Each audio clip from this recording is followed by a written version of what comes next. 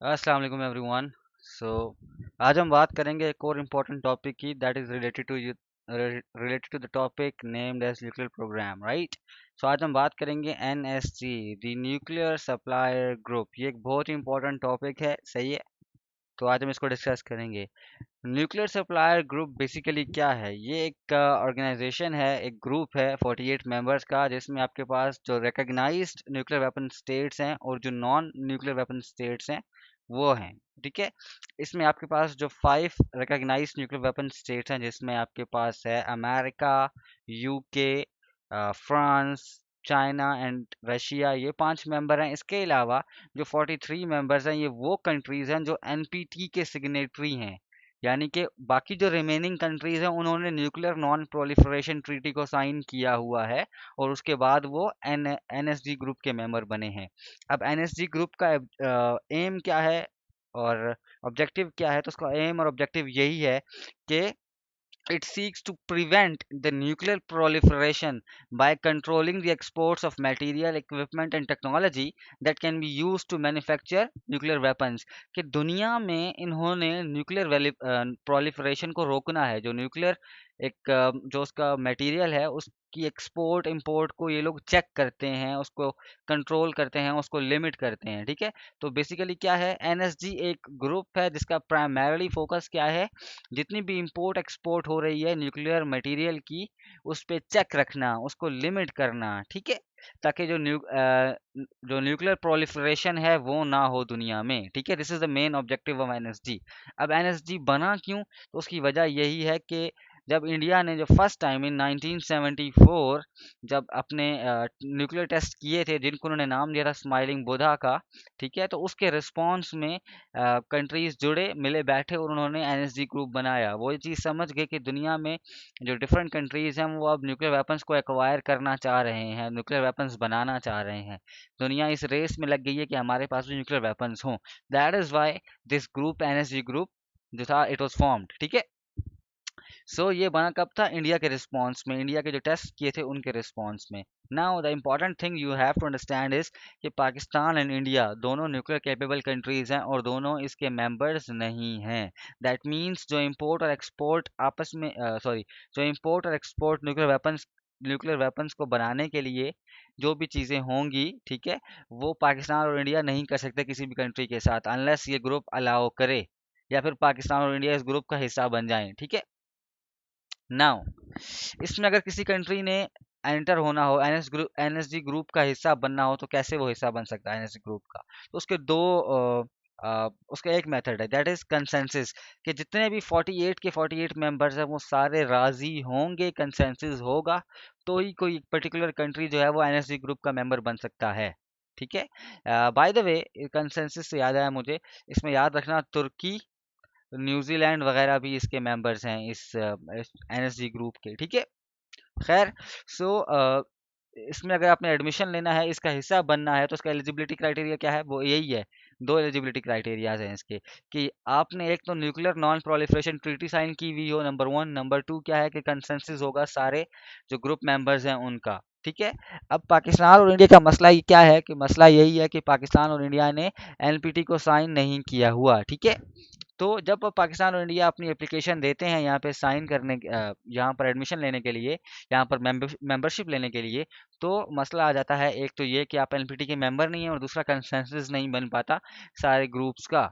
ठीक है। ये पॉइंट समझ आ गया। अनदर इंपॉर्टेंट पॉइंट इज कि जितने भी डिसीजंस यहाँ पर दिए जाते हैं एनएसजी ग्रुप में, वो नॉन बाइंडिंग है, वो बाइंडिंग नहीं है, याद रखना। ठीक है। आप उसको इम्प्लीमेंट नहीं करवा सकते हो, वो नॉन बाइंडिंग है। खैर, पाकिस्तान और इंडिया जो है वो मेंबर्स नहीं है एनपीटी एनएसजी ग्रुप के, because of two reasons, NPT और कंसेंसस।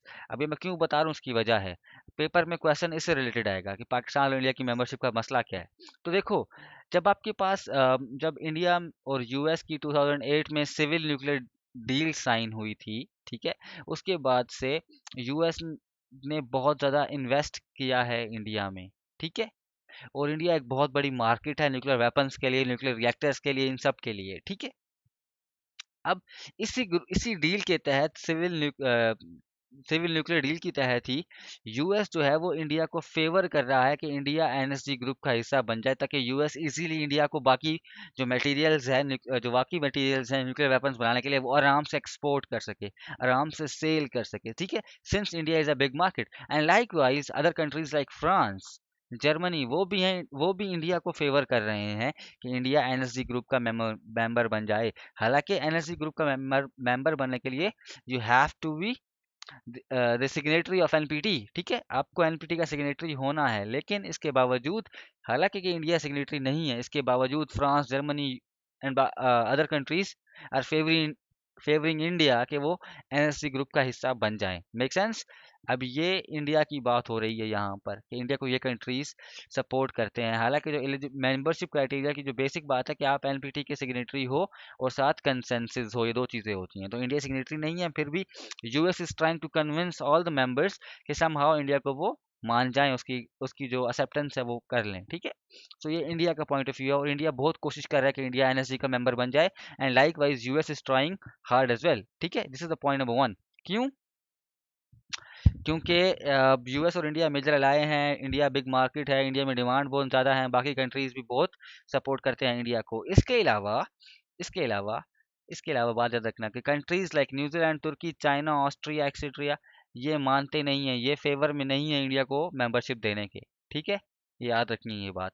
सो ये बेसिकली पॉइंट है कि इवन दो यू आर, आप एनपीटी के मेंबर नहीं हो लेकिन फिर भी कोशिश कर रहे हो समहाउ, तो इस चीज़ को बोलते हैं मेरिट बेस अप्रोच। ये एक क्राइटेरिया है जिसके तहत इंडिया एनएसजी में अप्लाई कर रहा है, मेंबरशिप लेने की कोशिश कर रहा है। कि इंडिया का कहता है कि भाई हमारा मेरिट बनता है, हम एक बहुत बड़ी कंट्री हैं, हमारी बहुत बड़ी इकोनॉमी है and all of these things, इसलिए हमारा मेरिट है, हम उस हर मेरिट पर पूरा उतरते हैं, दैट इज़ वाई हमें एनएसजी की मेंबरशिप होनी चाहिए, ठीक है। और इंडिया ने 2016 में अप्लाई किया था एनएसजी की मेंबरशिप के लिए।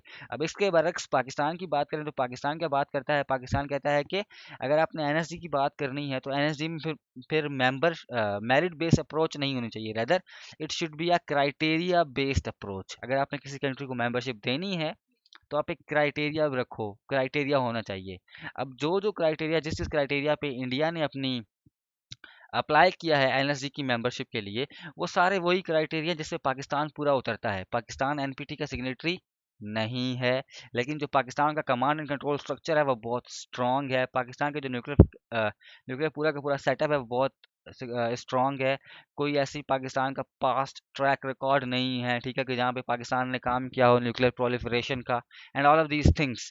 तो पाकिस्तान बात करता है कि भाई there should be a criteria based approach instead of having some merit based approach, जिसमें आप कुछ कंट्री को फेवर करो कुछ को ना करो, ठीक है।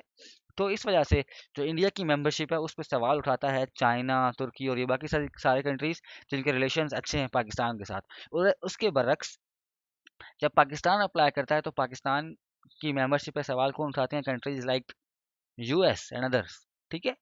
So this is the whole point of this NSG group. NSG group क्या था, कब बना, कैसे बना, उसका ऑब्जेक्टिव क्या है, फिर उसमें इंडिया पाकिस्तान की मेंबरशिप का मसला क्या है, ये बहुत एक इंपॉर्टेंट पॉइंट है। ये मैंने आपको बता दिया है, इन टर्म्स को याद रखना, मेरिट बेस अप्रोच और क्राइटेरिया बेस अप्रोच, ठीक है। इसमें अपनी मर्जी से डिटेल्स लिखना और बहुत कुछ अवेलेबल है नेट पे, वो पढ़ लेना। बाय द वे ये दो मैंने न्यूज़ शेयर की हैं, शेयर कर दूंगा लिंक इनका डिस्क्रिप्शन में, वो पढ़ लेना, वो आपके काम आएंगी बहुत ज़्यादा। सो जो आपका न्यूक्लियर प्रोग्राम था पूरा का पूरा, जितना भी weapons of mass destruction types, MTCR, blah blah blah blah, ये 6-7 लेक्चर्स में कवर हो चुका है पूरा, ठीक है। आई वुड रिपीट, इन्फॉर्मेशन का इन्फ्लक्स बहुत ज़्यादा है, इन्फॉर्मेशन बहुत ज़्यादा है, तो उससे डरना नहीं है, घबराना नहीं है, सिर्फ सीक्वेंस में चीज़ों को पढ़ना और उस टाइम पे जो इश्यूज थे, ठीक है, जो इन्वायरमेंट था उनको समझना, ऑटोमेटिकली चीज़ें जो हैं वो सेंस बनाने लग जाएंगी, everything will make sense but with some time. So थोड़ा सा टाइम देना इन वीडियोज़ को, लेक्चर्स को नोट करो, लिखो और चीज़ों को एक सीक्वेंस में पढ़ोगे तो समझ आ जाएगा। स्टार्ट विद लेक्चर नंबर 1 और इस पे आके ख़त्म करो, इंशाल्लाह आपको सब समझ आ जाएगा। हैविंग सेड दैट, बोलते हुए लेक्चर के दौरान कोई एक चीज़ ऊपर नीचे हो गई हो, स्लिप ऑफ टंग हो गया हो, तो उसके लिए माजरत, ठीक है, क्योंकि थोड़ा बहुत प्लस माइनस तो चलता रहता है, इंसान है। Thank you very much, stay blessed, Allah हाफिज़।